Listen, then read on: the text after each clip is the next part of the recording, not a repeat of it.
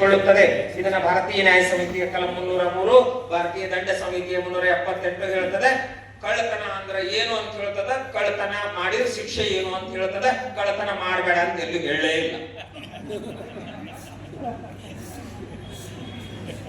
ಕಳ್ಳತನ ಅಂದ್ರೆ ಏನು ಅಂತ ಹೇಳ್ತದ, ಕಳ್ಳತನ ಮಾಡಿದ್ರೆ ಏನ್ ಶಿಕ್ಷೆ ಅಂತ ಹೇಳ್ತದ. ಕಳ್ಳತನ ಮಾಡಬೇಡ ಅಂತಾನೆ ಹೇಳಿಲ್ಲ. ಆದ್ರೆ ವಚನ ಸಾಹಿತ್ಯ ಕಳಬೇಡ ಅಂತ ಹೇಳ್ತದೆ. ಕೊಲ್ಲಬೇಡ 302 IPC 103 BNS. ಕೊಲೆ ಮಾಡಿದ್ರೆ, ಕೊಲೆ ಅಂದ್ರೆ ಏನು ಹೇಳ್ತದೆ, ಕೊಲೆ ಮಾಡಿದ್ರೆ ಏನು ಶಿಕ್ಷಾ ಅಂತ ನಮ್ಮ ಪ್ರಿನ್ಸಿಪಲ್ DG ಆಗಿರ್ತಕ್ಕಂಥ ಮೆಟ್ಲಕೋಡು ಸಾಹೇಬರು ಕೊಲೆ ಮಾಡಿದವ್ರಿಗೆ ಏನೇನು ಶಿಕ್ಷೆ ಅವರ ಅವಧಿ ಒಳಗೆ ಅವರ ಅಧಿಕಾರ ಅವಧಿ ಒಳಗೆ ಕೊಟ್ಟಿದ್ದಾರೆ. ಕೊಲ್ಲಬೇಡ, ಕೊಲೆ ಮಾಡಿದ, ಕೊಲೆ ಅಂದ್ರೆ ಏನು, ಕೊಲೆಗೆ ಶಿಕ್ಷೆ ಏನು ಹೇಳ್ತಾರೆ. ಕೊಲೆ ಮಾಡಬೇಡ ಅಂತ ಹೇಳಲೇ ಇಲ್ಲ. ಕೊಲ್ಲಬೇಡ, ಹುಸಿಯ ನುಡಿಯಲು ಬೇಡ, section 193 IPC, section 229 BNS.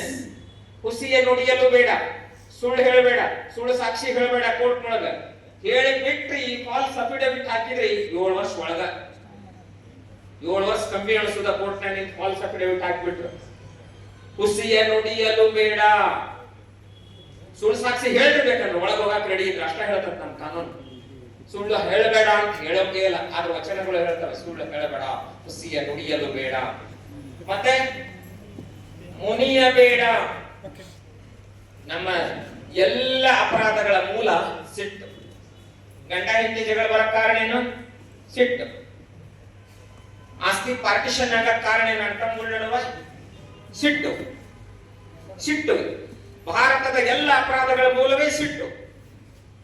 ಸಿಟ್ಟಿನಿಂದನೇ murder ಆಗೋದು, ಸಿಟ್ಟಿನಿಂದನೇ ಡೈವರ್ಸ್ ಆಗೋದು, ಸಿಟ್ಟಿನಿಂದನೇ ಅಣ್ಣ ತಮ್ಮಗಳ ನಡುವೆ ಜಗಳ ಬರೋದು, ಸಿಟ್ಟಿನಿಂದನೇ ತಂದೆ ಮಕ್ಕಳ ನಡುವೆ ಜಗಳ ಬರೋದು.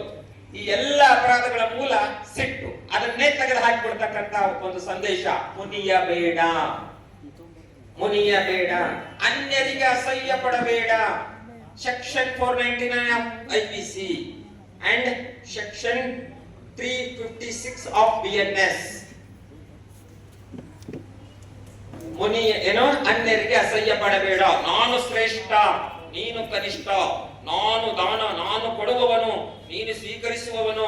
ನಾನು ಶಂಕರ, ನೀನು ಕಿಂಕರ. ನಾನೇ ಶ್ರೇಷ್ಠ, ನೀನೇ ಕನಿಷ್ಠ. ನಾನು ಉನ್ನತ ಕುಲದಲ್ಲಿ ಹುಟ್ಟಿದವನು, ನೀನು ಶೂದ್ರ ಮುಂಡೆದು ಅಂತ ಹೇಳುವಂತಹ ಅನ್ಯರಿಗೆ ಅಸಹ್ಯ ಪಡಬೇಡ ಅಂತ ಏನು ಇವತ್ತು ನಮ್ಮ ದೇಶದ ಸಂವಿಧಾನದೊಳಗ ಮಾನನಷ್ಟ ಮೊಕದ್ದಮೆ IPC ಸೆಕ್ಷನ್ 499 ಮತ್ತು BNS ಸೆಕ್ಷನ್ 356 ಒಳಗ ಮಾನನಷ್ಟ ಮೊಕದ್ದಮೆ ಯಾಕೆ ಹಾಕ್ತಾರ ಅಂತಂದ್ರೆ, ಯಾರ್ದರ ಬಗ್ಗೆ ಮಾನಹರಣ ಮಾಡಿದ್ರೆ, ಅವರ ಚಾರಿತ್ರ್ಯ ಹರಣ ಮಾಡಿದ್ರೆ ಕಾನೂನಿನಲ್ಲಿ ಇರತಕ್ಕಂತ ಅವಕಾಶ ಮಾನನಷ್ಟ ಮೊಕದ್ದಮೆಯನ್ನು ಹಾಕ್ತಕ್ಕಂಥದ್ದು. ಆದ್ರೆ ವಚನಗಳು ಹೇಳ್ತವೆ ಅನ್ಯರಿಗೆ ಅಸಹ್ಯ ಪಡಬೇಡ, ಕನ್ನ ಬಣ್ಣಿಸಬೇಡ. ಇದು ಅದರ ವ್ಯಾಪ್ತಿಯಲ್ಲೇ ಬರ್ತದೆ. ಇದಿರ ಹಳಿಯಲು ಬೇಡ, ಇದಿರ ಹಳಿಯಲು ಬೇಡ. ಒಬ್ರು ಯಾರೋ ಸಾಹಿತಿಗಳು ಹೇಳ್ತಾ ಇದ್ರು, ಇದಿರ ಹಳಿಯಲು ಬೇಡ ಅಂದ್ರೆ ಎದುರಿನಿಂದ ಬೈಬಾರ್ದು, ಅಂದ್ರೆ ಹಿಂದಿನಿಂದ ಬೈಬೇಕು ಅಂತ ಅರ್ಥ. ಇದಿರ ಹಳಿಯಲು ಬೇಡ ಅಂತಂದ್ರೆ ನಾವು ವಕೀಲರು ಬರೀತೀವಿ, ಅರ್ಜಿದಾರರು ವರ್ಸಸ್ ಎದುರುಗಾರರು. ಎದುರುಗಾರರು ಅದು ಇದಿರೋದು, ಅದು ಎದುರಾಗಿದೆ ಅಷ್ಟೇ. ಅಂದ್ರೆ ಏನು? ಪ್ರತಿಸ್ಪರ್ಧಿ ಅಂತ ಅರ್ಥ. ಪ್ರತಿಸ್ಪರ್ಧಿ. ಈ ಚುನಾವಣೆ ಒಳಗೆ ನಿಂತ್ಕೊಂಡಿರ್ತೀವಿ ನಾವು, ಇಲೆಕ್ಷನ್ ದಾಗ ಎದುರುಗಡೆ ನಿಂತವನು ನಮ್ಮ ಫ್ರೆಂಡೇ ಇರ್ತಾನ, ಅವನು ಆದ್ರೆ ಅವ್ನು ಬೇರೆ ಪಕ್ಷದಿಂದ ನಿಂತಿರ್ತಾನ. ಚೆನ್ನಾಗಿ ಮಾತಾಡ್ತಿರ್ತೀವಿ, ಆಮೇಲೆ ಸಂಜೆ ಮುಂದೆ ಕೂಡದಾಗ ನಿನ್ಗೆ ಹೆಂಗ್ ಕ್ಯಾನ್ವಾಸ್ ಮಾಡೋದು, ನಂಗೆ ಹೆಂಗ್ ಮಾಡಬೇಕು ಅಂತಾನೆ ಮಾತಾಡ್ತಿರ್ತೀವಿ. ಅಲ್ಲಿ ವೈರಿಗಳಲ್ಲ ಅವರು, ಪ್ರತಿಸ್ಪರ್ಧಿಗಳು, ಇದಿರುಗಾರರು. ಇದಿರ ಹಳಿಯಲ್ಲೂ ಬೇಡ ಅಂದ್ರೆ ಎದುರಾಳಿಯನ್ನು ಬೇಡ ಅಂತ ಅರ್ಥ. ಬಹುಶಃ ಇದು ಇವತ್ತಿನ ರಾಜಕಾರಣಕ್ಕೆ ಅತ್ಯಂತ ಸೂಕ್ತವಾಗಿರ್ತಕ್ಕಂಥ ಉಪದೇಶ ಇದೆ. ಯಾಕಂತಂದ್ರೆ ಇವತ್ತಿನ ರಾಜಕಾರಣಿಗಳಿಗೆ ಇದನ್ನ ಬಿಟ್ರೆ ಬೇರೆ ಏನು ಇಲ್ಲ. ನೀವ ಬೈಯೋದು, ನೀವ ಬೈಯೋದು. ನಿನ್ನಂಗೆ ಚಲೋ ಇಲ್ಲ ಅಂತಂದ್ರೆ ನಿನ್ನಂಗೆ ಏನ್ ಸ್ವಚ್ಛ ಐತಿ ಅಂತ ಕೇಳ್ತಾರೆ. ನೀವು 40% ಕಮಿಷನ್ ತಿಂದಿ, ನೀನ್ 60 ತಿಂತಿದ್ದೆಲ್ಲ ಅಂತ. ನಾ ತಿಂದಿಲ್ಲ ಅಂತ ಸಿದ್ಧ ಮಾಡೋದಿಲ್ಲ, ಅವ್ರು ನೀನು ತಿಂತಿದ್ದೆಲ್ಲ ಅಂತ ಹೇಳ್ತಾರ. ಅಂದ್ರೆ ಇಬ್ರು ಅವರ ಅಂತ ಅರ್ಥ. ಇದಿರ ಹಳಿಯಲು ಬೇಡ ಅಂದ್ರೆ ಎದುರಾಳಿಯನ್ನ ಬೈಬೇಡ, ಇದಿರ ಹಳಿಯಲು ಬೇಡ. ಇದೇ ಅಂತರಂಗ ಶ್ರುತಿ, ಇದೇ ಬಹಿರಂಗ ಶ್ರುತಿ, ಇದೇ ನಮ್ಮ ಕೂಡಲ ಸಂಗಮ ದೇವರ ನಡೆಸುವ ಪರಿ. ಹೀಗೆ ಈ ದೇಶದ ಭಾರತೀಯ ನ್ಯಾಯ ಸಂಹಿತೆಯ ಪ್ರತಿಯೊಂದು ಕಲಮುಗಳು ಒಂದೇ ವಚನದಲ್ಲಿ ಸಿಗ್ತವೆ. ಬಹುಶಃ ಇದನ್ನ ನೀವು ಎಲ್ಲಿ ಹುಡುಕಿದ್ರೂ ಸಿಗೋದಿಲ್ಲ. ಈ ಒಂದು ವಚನವನ್ನ ಪ್ರತಿದಿನ ಮಕ್ಕಳಿಗೆ ಬಾಯ್ಪಾಟ್ ಮಾಡಿಸಿದ್ರೆ ಸಾಕು, ಆ ವ್ಯಕ್ತಿ ಮಕ್ಕಳಿಗೆ ಒಳ್ಳೆ ತಂದೆ ಆಗ್ತಾನ, ತಾಯಿಗೆ ಒಳ್ಳೆ ಮಗ ಆಗ್ತಾನ, ಮನೆತನಕ್ಕೆ ಒಳ್ಳೆ, ಸಮಾಜಕ್ಕೆ ಒಳ್ಳೆ ವ್ಯಕ್ತಿ ಆಗ್ತಾನೆ, ಕುಟುಂಬಕ್ಕೆ ಮನೆತನಕ್ಕೆ ಆಧಾರ ಸ್ತಂಭ ಆಗ್ತಾನೆ. ಆತ ತನ್ನ ತಂದೆ ತಾಯಿನ ವೃದ್ಧಾಶ್ರಮಕ್ಕೆ ಸೇರಿಸೋದಿಲ್ಲ, ತನ್ನ ಮಕ್ಕಳನ್ನ ಅನಾಥಾಶ್ರಮಕ್ಕೆ ಸೇರಿಸೋದಿಲ್ಲ. ಇದು ಒಂದು ವಚನ ಮಕ್ಕಳಿಗೆ ಬಾಯ್ಪಾಟ್ ಮಾಡಿಸಿದ್ರ ಸೇರಿಸುವುದಿಲ್ಲ, ತನ್ನ ಮಕ್ಕಳನ್ನ ಅನಾಥಾಶ್ರಮಕ್ಕೆ ಸೇರಿಸುವುದಿಲ್ಲ. ಯಾವಾಗ ಇದು ಒಂದೇ ವಚನ, ಉಳಿದಿದ್ದು ಬಿಡ್ರಿ ನೀವು, ಆಮೇಲೆ ನೋಡೋಣ ಅಂತ. ಪ್ರತಿದಿನ ಮಗುವನ್ನ ಶಾಲೆಗೆ ಕಳಿಸುವಾಗ ಕಳಬೇಡ ಕೊಲ್ಲಬೇಡ ಅನ್ನುವಂತ ಒಂದು ವಚನ ಬಾಯ್ಪಾಟ್ ಮಾಡಿಸಿಬಿಟ್ರೆ ಸಾಕು. ಅಂತಹ ಅದ್ಭುತವಾದಂತಹ ಒಂದು ವ್ಯವಸ್ಥೆ, ಅದಕ್ಕೆ ವಚನ ಸಾಹಿತ್ಯ ಅದು ಭಾರತೀಯ ಸಂವಿಧಾನದ ಮೇಲೆ ಬಹಳಷ್ಟು ಪ್ರಭಾವವನ್ನು ಬೀರಿದೆ. ನನ್ನ ದೃಷ್ಟಿಯಲ್ಲಿ ಭಾರತೀಯ ಸಂವಿಧಾನ ಲಾ ಆಫ್ ದ ಲ್ಯಾಂಡ್ ಅಂತ ಕರಿತೀವಿ, ಅದು ವಚನ ಸಾಹಿತ್ಯದ ಮುಂದುವರಿದ ಭಾಗ. ಆದ್ದರಿಂದ ಇವತ್ತಿನ ದಿವಸ ನಾವೆಲ್ಲರೂ ಕೂಡ ವಚನ ಸಾಹಿತ್ಯದಂತೆ ನಡೆಯುವುದೇ ಸಂವಿಧಾನದಂತೆ ನಡೆಯುವುದು.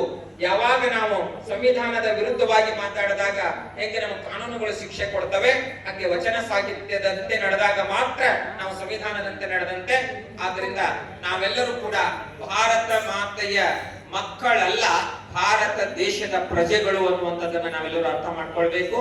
ಆದ್ದರಿಂದ ನಾವೆಲ್ಲರೂ ಕೂಡ ಎಲ್ಲರೂ ಇವನಾರವ ಇವನಾರವ ಇವನಾರವ ಎಂದೆನಿಸದಿರಯ್ಯ, ಇವ ನಮ್ಮವ ಇವ ನಮ್ಮವ ಇವ ನಮ್ಮವ ಎಂದೆನಿಸಯ್ಯ ಅನ್ನೋ ರೀತಿ ಒಳಗ ಹಿಂದೂ, ಮುಸ್ಲಿಂ, ಕ್ರೈಸ್ತ ಎಲ್ಲ ಧರ್ಮೀಯರು ಕೂಡ ನಮ್ಮವರೇ.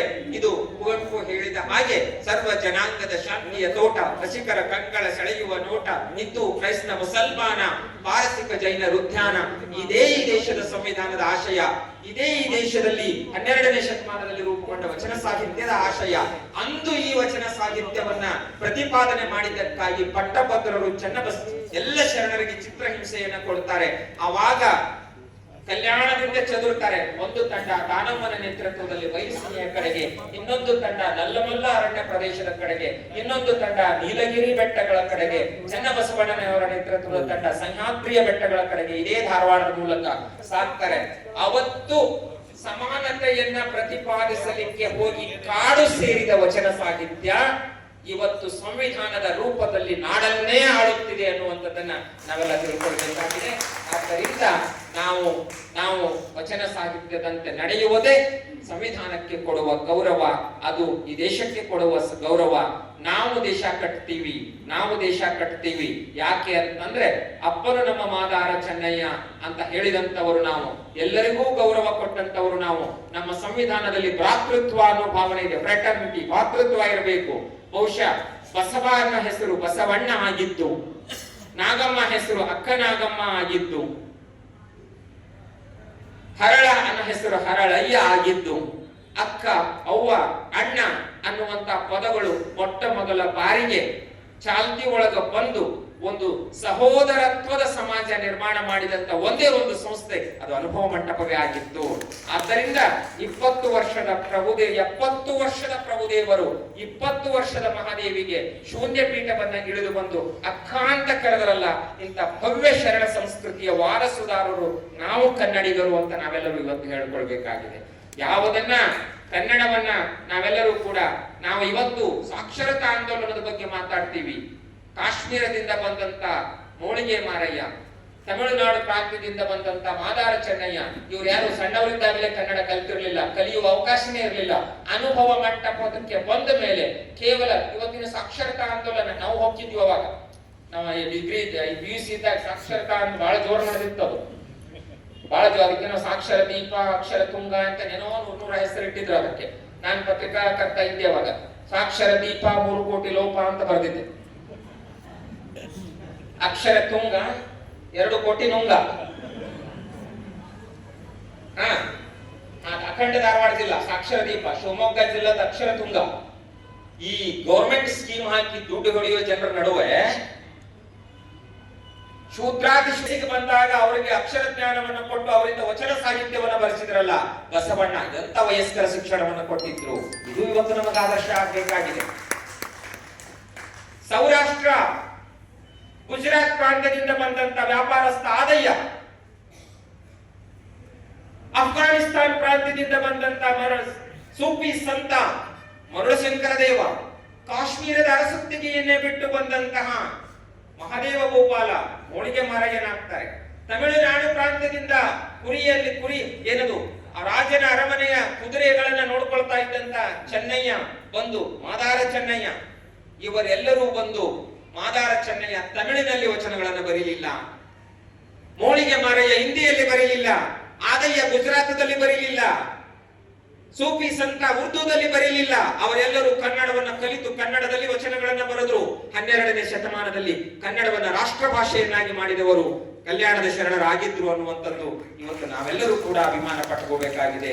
ಅದಕ್ಕಾಗಿ ಕನ್ನಡವನ್ನ ಕಾಶ್ಮೀರದವರೆಗೆ ಒಯ್ದಿದ್ದು ಈ ನಾಡಿನ ಶರಣ ಚಳುವಳಿಯೇ ಆಗಿತ್ತು. ಈ ಹಿನ್ನೆಲೆಯಿಂದ ವಚನ ಸಾಹಿತ್ಯ ಮತ್ತು ಸಂವಿಧಾನ ಎಂದೇ ಒಂದೇ ನಾಣ್ಯದ ಎರಡು ಮುಖಗಳು.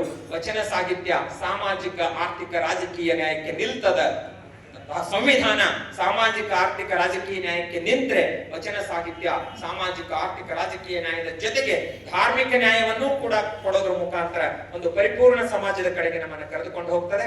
ಈ ಹಿನ್ನೆಲೆಯಿಂದ ವಚನ ಸಾಹಿತ್ಯ ಮತ್ತು ಸಂವಿಧಾನ ಅದರಂತೆ ನಡೆಯುವುದು ನಮ್ಮ ಆದ್ಯ ಕರ್ತವ್ಯ ಅಂತ ಹೇಳ್ತಾ ಇವತ್ತಿನ ಅವಕಾಶ